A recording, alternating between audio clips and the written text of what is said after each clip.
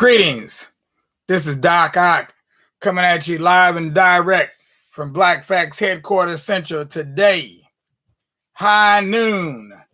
And we're about to get it all up in the groove right about now with our proverb of the day. Proverb for today is, wisdom does not come overnight. Wisdom does not come overnight. That's a Somalian proverb. Wisdom does not come overnight. And that's the gospel truth right there. That ain't no lie. So this is the beginning of, this is really the beginning of the next 4 weeks. We'll be focused on adventurers, African adventurers from all over the globe. And we're going to do a few things a little differently. Like, for instance, instead of reading everybody else's poems this month, I'll be reading mine. And we're going to start off with a little ditty I just wrote the other day.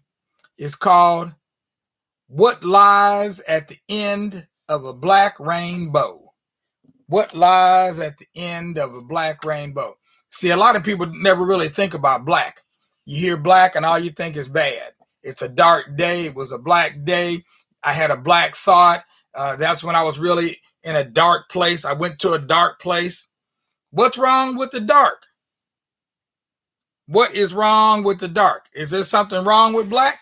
Should I be concerned? I don't think so.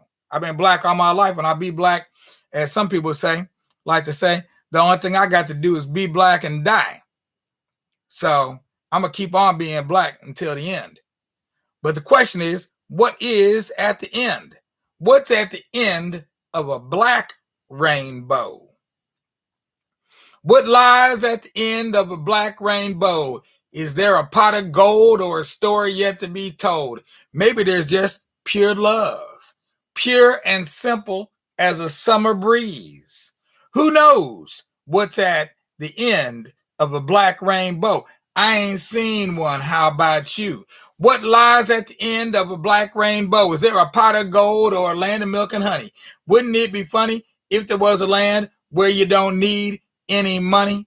Who knows what's at the end of a black rainbow? I ain't seen one. How about you? What lies at the end of a black rainbow? Is there a pot of gold at the end of a black rainbow? This is a question for the sages of the ages. Who knows what's at the end of a black rainbow? I ain't seen one. How about you? And there we have it in a nutshell. Now, I know I have read that poem previously, I do believe. I may have read that previously, but that's okay. All right. If I did, then you got it twice. And if I didn't, you got it once and you got it real good. So what we're going to do now, going to do I've been doing a transition during the past week to into this topic. And there's a lot to cover. We have a lot of information.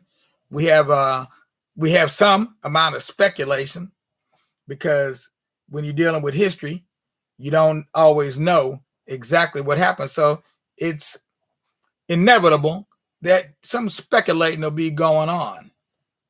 But our speculating is pretty good. Usually it turns out that our speculating is better than what some people thought they knew. So I could do a story, but I'm just trying to kind of been debating about it because I want something different today. But I'm thinking that I started off the children's side talking about a 100-year starship. I told that story, or started telling that story last night, the story of a 100-year starship. And the person who is in charge of this particular project that takes us from out of the past through the present all the way out into the future is 100 years from now. This person is projecting what life may be like 100 years from now and what space travel may consist of 100 years from now. So this person is a trendsetter, somebody that's setting goals, somebody that's able to imagine the unimaginable. Just think what kind of mind it takes to imagine the unimaginable. That's a creative mind. That's a brilliant person, somebody that can do that. Not everybody can do that because we're certainly not taught to do that in school. Matter of fact, the main lesson you get after 12 years of school is sit down, be quiet, and just don't go to sleep. Pay attention. Okay, that's it. So I've got here a picture of the person in question. The person that I'm talking about is none other than Dr. Mae Jemison. Dr. Carol Mae Jemison, born 1956, just a few years older than me. And that's a wonderful thing. That's my generation. Okay, taking it to the hoop. There goes Mae Jemison right there. We put her up on the shelf. Okay, Mae Jemison taking it to the hoop. So Mae has written a book, and it's not exactly the story of her life. It's more recollection, memories, more like a memoir. So let's read a little bit out of this book. It starts off kind of different. The book is called Find Where the Wind Goes. Now, again, these are things most people don't think about. Only those people who are operating on another level even consider these kind of things, like where the wind goes. I mean, usually it'll be children too. They like to ask their mamas and their daddies stuff like that. Mommy, where does the wind go? And the parents usually answer, I don't know. Where you think it goes? You tell me. So Mae was ruminating on this idea of where does the wind go? Wind currents. Chapter 1, wind currents. Who I intended to be. Who she intended to be. That's the title of this chapter. And the question is a familiar question for all of us. What do you want to be when you grow up? My answer has always been, why can't I be what I already am? Ain't this good enough? I got to turn into something else. So let's see how Mae answers the question. Looking around the room, I saw the magical board with the colorful felt sun, flowers, and trees that stuck without glue. And I thought to myself, I know the answer to that question. I waved my hand excitedly, arms straight up in the air. I could barely hold my response inside while the teacher called on the other 5- and 6-year-olds. They said, fireman, police officer, mailman, teacher, mother. I had my answer, and it was none of the above.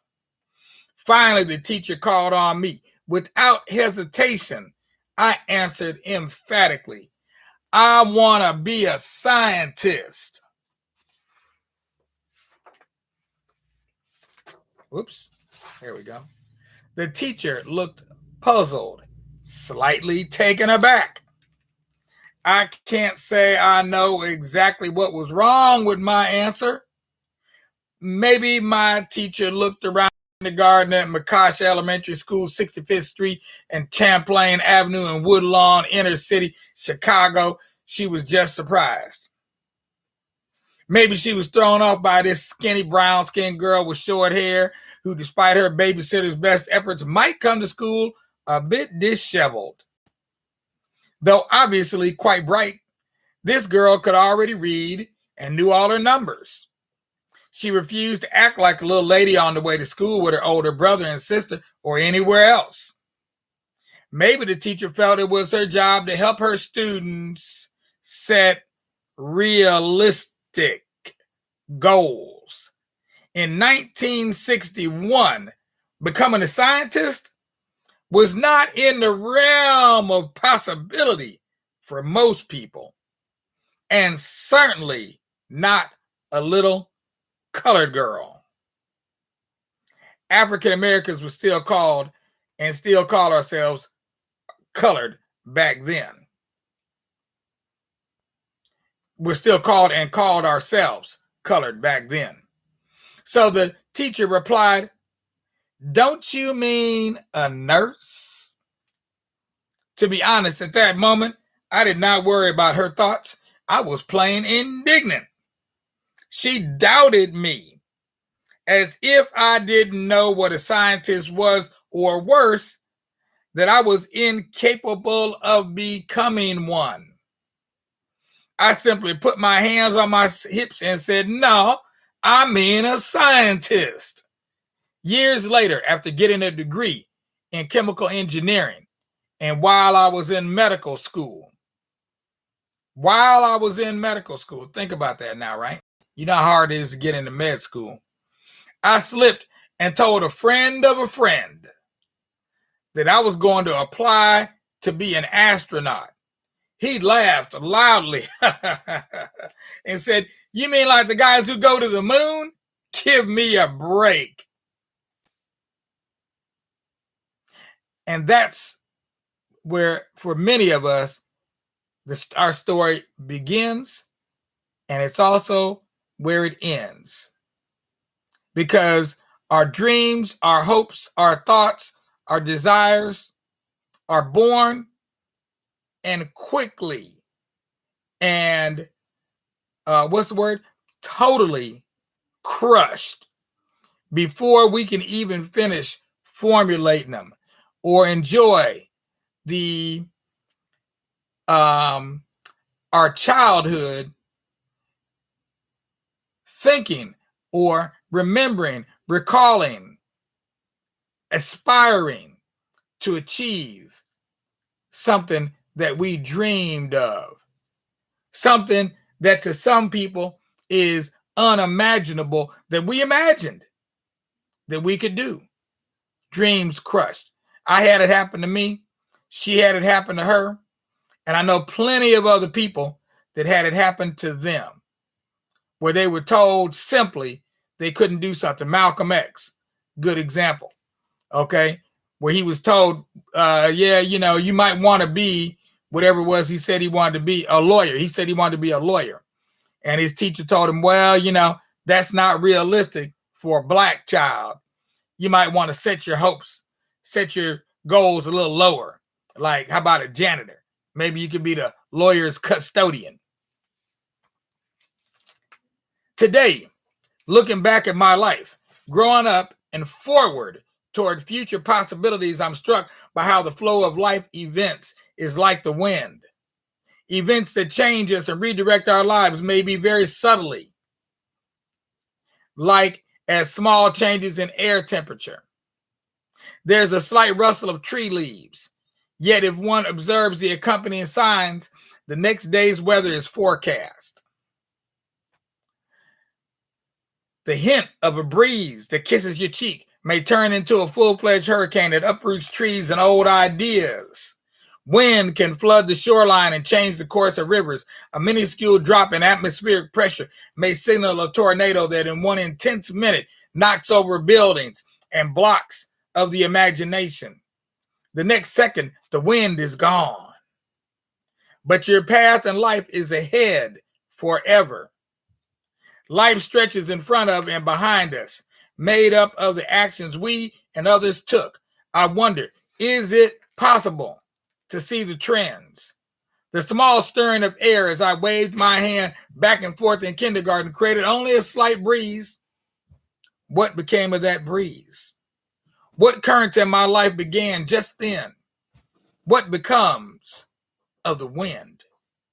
My story to date is not a mystery. You may even know the ending up to a point.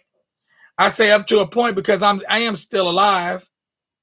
My life, I imagine and hope, continues to hold secrets, new challenges, and good times. I've had a career in the physical sciences and technology, but also in the social sciences. I got through elementary school, the riots in the Chicago ghettos in the 60s, short natural hair combined with puberty. Woo! integrated high schools, and whether that cute football player liked me as much as I liked him, chemical engineering at Stanford University in California, and medical school at Cornell University in New York City, Cambodian refugee camps, and whether my country loved me as much as I was supposed to love it. The reality of being a doctor in West Africa, adjusting to summers in Houston, Texas, well, just Texas, period, actually. Astronaut training, military, pilots, space flight, learning about death, relinquishing the dream to be a fashion designer, an architectural designer, and professional dancer, crushes on famous, fictional, and not so famous men, and quasi-celebrity dumb. I went through all of that trying to find where the wind goes. And I'm still not sure. I can say, however, that I have learned that there are always hints along the way. Childhood is filled with them. Some I paid attention to, some I missed completely, and quite a few I just chose to ignore. This is a brief collection of some moments from my life, large, small, and medium-sized moments that taught me lessons and carried me aloft to this place, this day. I want to share these with you now, for they were some of my best clues. I know there will definitely be more to come, because the wind never stops blowing. Yeah, that's prose. Yeah, that's prose right there. She was engaging in some prose right there. I love that. I really like that. Yeah, I read that last night, and I said, maybe I'll just start right there. Because one of the things about being Black in America is the inability of our children to dream dreams. Everybody says our children need to go to school so that they can become socialized. Everybody says our children need to go to school so they can learn some things so they can get a job. But what people don't realize or don't always pay attention to is that going to school oftentimes is the end of our days of dreaming, the beginning of a reality that is more like a nightmare than a dream. So sorry for giving you such heavy thoughts today, but these are just the thoughts that happen to be on my mind, especially when I read about people like Mae Jemison here, astronaut, doctor, medical doctor, engineer.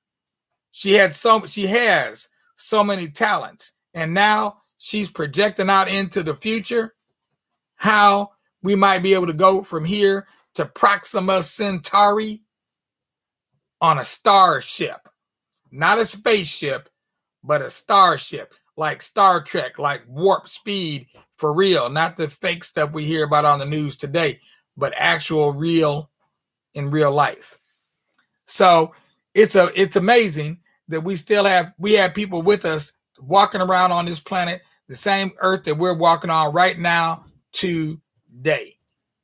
Because all of the challenges and all the roadblocks that have been put in the way, particularly in the way of Black people, being able to become all that we can be. It's amazing we can even maintain our sanity, much less think about how to get from here to Proxima Centauri, which is about 24 trillion miles, or if you measure in kilometers or kilometers, kilometers, I like kilometers better. That's about 43 trillion kilometers or kilometers. So today, I've taken up enough of your time. I hope you enjoyed some of my rhyme. We'll be black tonight, as always, at 9 o'clock, and we'll be black again here tomorrow. In the meantime, don't forget, we still need your support in every which way you can think of. If you got some books you want to donate, if you got time you want to volunteer, we can use all the help you can supply. It doesn't have to be a lot. It can be a little. An hour a week, 2 hours a week, whatever you could do. Doesn't have to be a whole lot of time. You volunteer just by contacting me and letting me know you'd like to read a poem. And I will give you a choice of some poems, and you can read a poem like my sister did on the weekend, Ebony Hill. You can check her out. She read a poem on last week, Saturday. That was, this is the 5th, 4th, 3rd. On the 3rd. Yeah, I posted it up on the 3rd on YouTube and on Facebook. So check out Ebony Hill. You can see it in the weekly rewind for the 3rd. So in the meanwhile, if you don't want to do any of those things, we always take cash, credit cards, PayPal. We'll even take, what's the name of that stuff? Bitcoin. Yeah, you can drop some Bitcoin on us too. We'll take a bit of some Bitcoin. And it's easy to do. There's a button down below on Facebook. You can go to our webpage. You can donate there at our GoFundMe on our donation page through GoFundMe. Or if you like, you can bypass all of that and just donate right through PayPal. You will send your donation to kkhemet@gmail.com. Very simply, you can send it right to me. We appreciate your love, your support, and your time. And we'll be black tonight. We'll see you then. Peace out with a grin. This is Doc Ock at noon and 9 signing off.